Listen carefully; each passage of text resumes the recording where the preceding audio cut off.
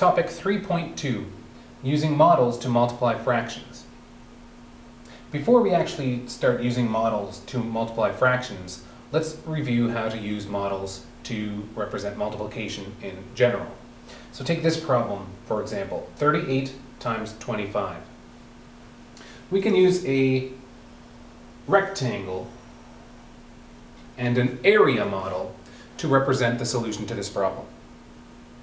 So we would actually just take these two factors and we would make them the dimensions of a rectangle. And then we would just need to solve for the area of this rectangle. So the area of a rectangle is solved by multiplying the base by the height. Well, that would equal 950. So here's a model that represents this problem. And a similar model can be used when multiplying two fractions together. Take the next word problem, for example.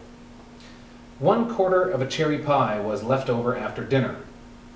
Graham ate 1/2 of the leftover pie for dessert the next day. What fraction of the whole pie did he have for dessert? Well, 1/4 of a cherry pie was left over after dinner. Let's represent 1/4 of a cherry pie.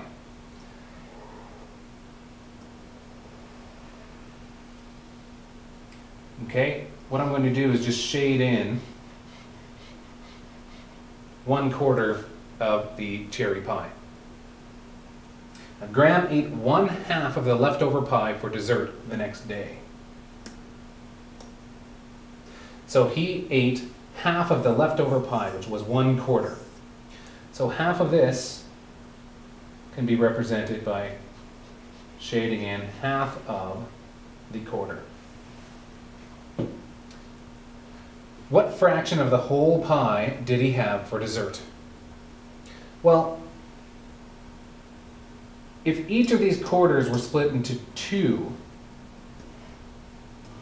the same way that the remaining quarter of the pie was split into two, you would have 8 total pieces of pie. Graham ate one of them. So out of the entire original pie, he ate 1/8 of it. Another way to look at this problem is to consider that Graham ate half of a quarter. He ate half of a quarter. And half of a quarter can be described mathematically as 1/2 times 1/4. And you read it just the way I just said it. So 1/2 of 1/4. You could also just say 1/2 times 1/4. Let's try a few more examples. Take number 1. 2/3 times 6/8, or 2/3 of 6/8. Now what we're trying to do when we're multiplying two fractions together is to find out this value of this value. Okay, so in other words, we're trying to figure out what exactly 2/3 of the value of 6/8 is. So if we can find a way to represent this second fraction, then all we need to do is figure out what 2/3 of it is, and we have an answer. Now, another way that we can potentially do this is to use counters. And we need to find some way to represent 6/8. So I've drawn 8 counters, and I'm going to highlight 6 of them. Now, this model right now represents 6/8. Now, my job is to figure out what 2/3 of the 6/8 is. So I'm going to forget about these two over here because they are not part of the 6/8. And I'm going to just focus in on these 6 in here. Now, I want to know what 2/3 of those is. So 2/3 of anything is 2 out of 3 of anything, right? So every 2 out of 3 in here are going to be highlighted.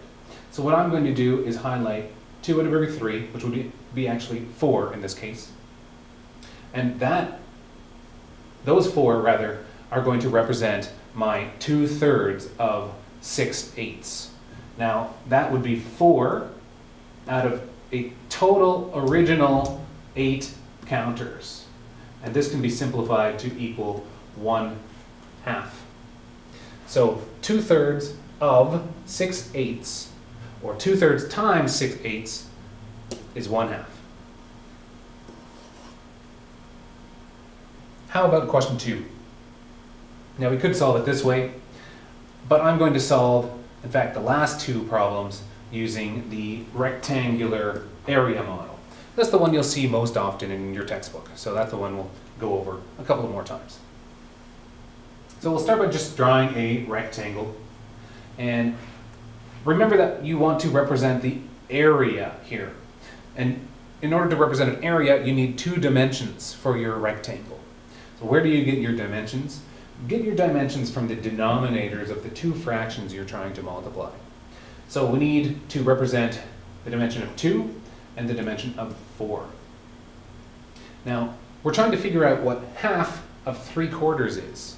So what I'm going to do is I'm going to divide this into 4 even parts. And I'm going to shade in 3 of them. Okay? Now that represents my 3/4. Now I need to know what half of those is. So I'm going to divide the whole rectangle into 2 halves, and I'm going to highlight or shade in a whole half of that rectangle. Okay? Now, what you'll notice is that part of this entire rectangle now is double shaded. That's the part we want to focus in on. So in this case, 1, 2, 3 units out of a total of 8 units in our area model here are double shaded. So our answer is 3 out of 8, 3/8. So 1/2 of 3/4 is 3/8. Now let's try using that same area model with number 3. 3/5 times 7/8, or 3/5 of 7/8. So we want to sketch a rectangle again.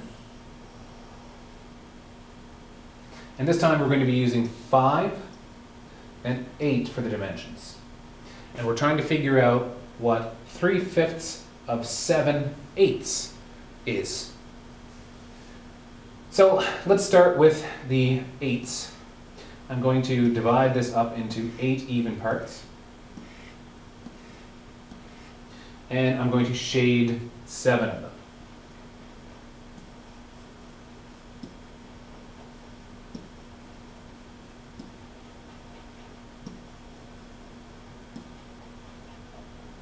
So now I have 7/8 represented here on my area model. Now I want to figure out what 3/5 of 7/8 is. So now I'm just going to divide horizontally this rectangle into 5. Okay? And I want to know what 3/5 of 7/8 is. So I'm just going to highlight 3 of these fifths, 3 of these 5 parts. Okay? So that would be 1 of them. That would be 2 of them. And you'll notice I'm actually not shading these parts in over here. You don't have to. I did up here, but it really doesn't matter. What we really want to focus on is the part that's double shaded. So just make sure you're keeping an eye on the part that's double shaded. So that's 2/5, but we want 3/5. 3/5 would look like this. Now we want to find out how much of the entire area model now is double shaded. So we have 7 going this way and 3 up. That would mean that there are 21 double shaded units in here. 21 double shaded units out of a total of 8 times 5. Remember, base times height is how you calculate the area of a rectangle. So that would be out of 40. 21 out of 40 would be our answer to the question, what is 3/5 of 7/8? Or 3/5 times 7/8?